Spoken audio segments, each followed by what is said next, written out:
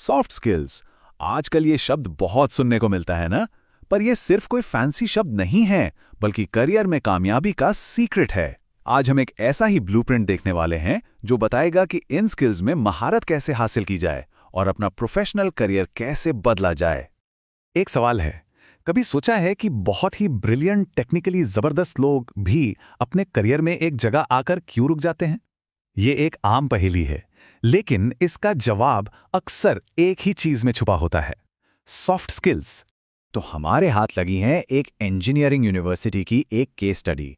लेकिन ये कोई आम डॉक्यूमेंट नहीं है, ये तो प्रोफेशनल सक्सेस का एक छिपा हुआ खजाना है, एक रोड मैप। तो चलिए इस ब्लूप्रिंट को साथ मिलकर खोलते हैं और देखते हैं कि इसमें क्या राज छिपे हैं।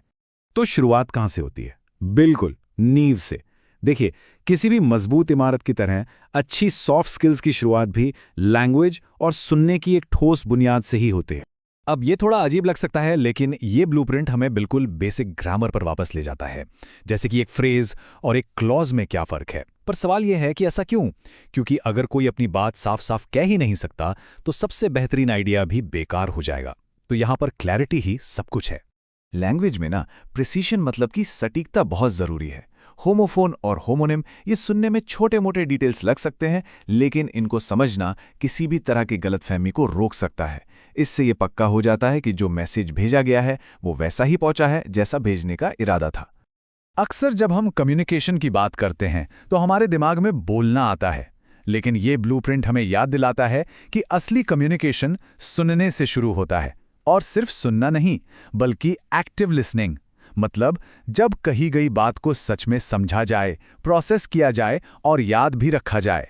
तो ठीक है, अब जब हमारी नींव मजबूत हो गई है तो चलिए दूसरे पिलर पर चलते हैं, एप्लीकेशन। यहां हम देखेंगे कि इन बेसिक स्किल्स को असल दुनिया में कैसे लागू किया जाता है, मतलब रीडिंग, राइटिंग से लेकर एक दमदार प्रेजेंटेशन देने तक। क्या हर डॉक्यूमेंट को एक ही तरह से पढ़ा जाता है? ये ब्लूप्रिंट कहता है बिल्कुल नहीं। ये हमें स्किमिंग और स्कैनिंग जैसी स्मार्ट रीडिंग स्ट्रैटेजी सिखाता है, ताकि हम इंफॉर्मेशन के सैलाब में तेजी से और असरदार तरीके से काम कर सकें। इसके बाद हम आते हैं प्रोफेशनल राइटिंग की दुनिया में। एक साफ सुथरा एजेंडा बनाने से लेकर मीटिंग के मिनट्स को असरदार तरीके से लिखने तक ये ब्लूप्रिंट हमें सिखाता है कि लिखना कैसे है। और सबसे जरूरी बात, ये हमें यू एटीट्यूड अपनाने को कहता है, मतलब हमेशा अपने रीडर को पहले रखना। हमारे शब्द वो तो कहानी का सिर्फ एक हिस्सा बताते हैं, असली कहानी तो बॉडी लैंग्वेज में भी छिपी होती है। काइनेटिक्स मतलब बॉडी लैंग्वेज की स्टडी हमें यही सिखाती है कि हमारे जेस्चर्स, हमारा पोस्चर, हमारी हरकतें, ये सब भी उतना ही बोलते हैं जितने हमारे शब्द। और फिर आता है प्रॉक्सिमिक्स। ये क्या है? ये है कि हम अपने आसपास की स्पेस का इस्तेमाल कैसे करते हैं। सोचिए, चाहे कोई प्रेजेंटेशन दे रहा हो या किसी से बात कर रहा हो, हमारे और दूसरों के बीच की दूरी मैसेज पर बहुत बड़ा असर डाल सकती है। चलिए, अब हम इस ब्लूप्रिंट के सबसे अहम हिस्से तक पहुंचते हैं, इसका तीसरा और आखिरी पिलर, द ह्यूमन एलिमेंट।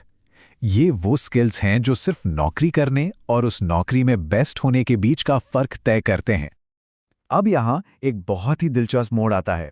ये ब्लूप्रिंट स्ट्रेस मैनेजमेंट को एक पर्सनल प्रॉब्लम की तरह नहीं देखता, बल्कि इसे एक कोर प्रोफेशनल स्किल मानता है। मतलब प्रेशर में शांत रहने की काबिलियत एक ऐसी स्किल है जिसे सीखा जा सकता है और जिसमें मास्टर बना जा सकता है। तो फिर स्ट्रेस को मैनेज किया कैसे जाए? ये ब्लूप्रिंट हमें एक बहुत ही सिंपल लेकिन पावरफुल 4A का फॉर्मूला देता है। पहला ए, अवॉइड, यानी तनाव के सोर्स से बचें। दूसरा, ऑल्टर, यानी सिचुएशन को बदलें। तीसरा, एक्सेप्ट, यानी जो बदल नहीं सकते उसे स्वीकार करें। और चौथा, अडैप्ट, यानी अपने रिएक्शन को उसके हिसाब से ढालें। और आखिर में हम आते हैं लीडरशिप पर। यह ब्लूप्रिंट हमें याद दिलाता है कि सच्ची लीडरशिप किसी अथॉरिटी या पावर के बारे में नहीं है, यह है कंसिडरेशन, एम्पैथी और इंटेग्रिटी के बारे में। ये वो इंसानी गुण हैं जो असल में दूसरों को इंस्पायर करते हैं।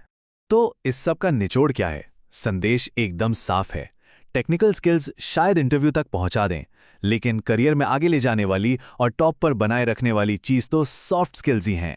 और जाते जाते एक सवाल, एआई के इस दौर में जहां टेक्नोलॉजी बहुत सारे काम खुद कर रही हैं, तो क्या एम्पैथी, क्रिएटिविटी और लीडरशिप जैसे इंसानी गुण और भी ज्यादा कीमती नहीं हो जाएंगे?